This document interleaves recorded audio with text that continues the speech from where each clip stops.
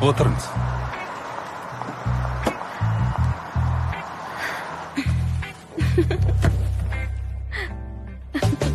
Иә, соны айтам. Оу, сұлу қыз. Алдымен келісе алмадық па? Иә. Коға, саған кейін өзім хабарласам. Кешіріңіз. Жүре беріңіз. Сағатың қанша? Сағат? 5:30. Жалпы мен ол сағатты айтып тұрғаным жоқ. Енді қандай сағат? Өзіңнің сағатыңда. Төсектегі. Қандай төсек? Жоқ, сіз мені кім деп тұрсыз? Кім дегенде? Өзің ғой көлікке мінген.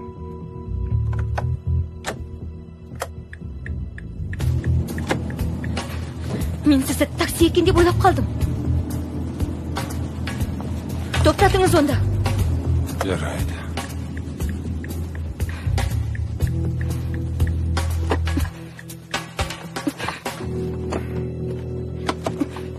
Ашыңыз есікті.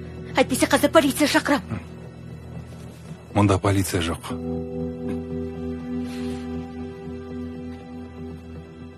Әне тұр полиция.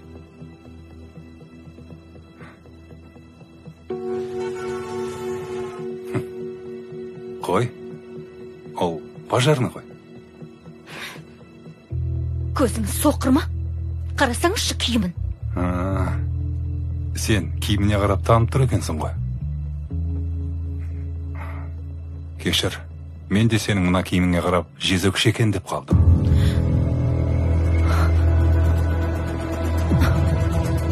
Не деп тұрсыз? Ұялмайсыз ба? Сол ұялғанымнан айтып отырмын.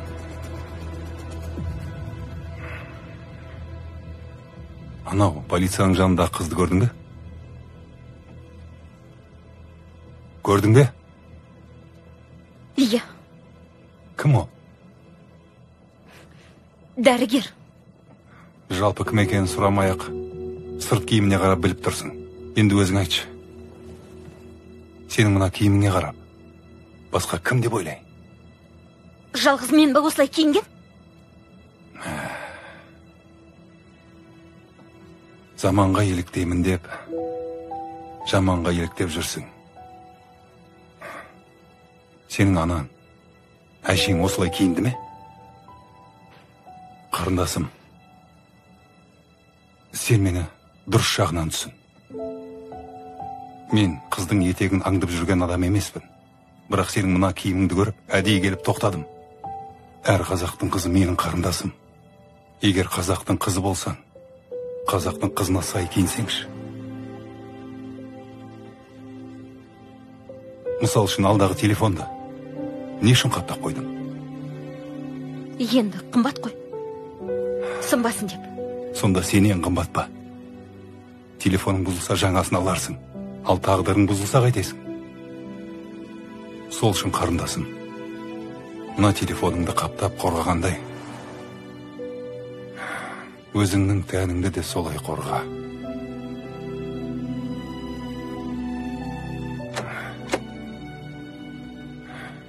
Бара ғой.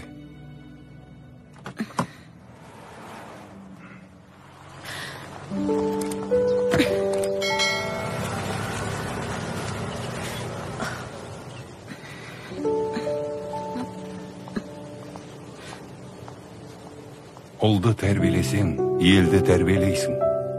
Қызды тәрбиелесең, ұлтты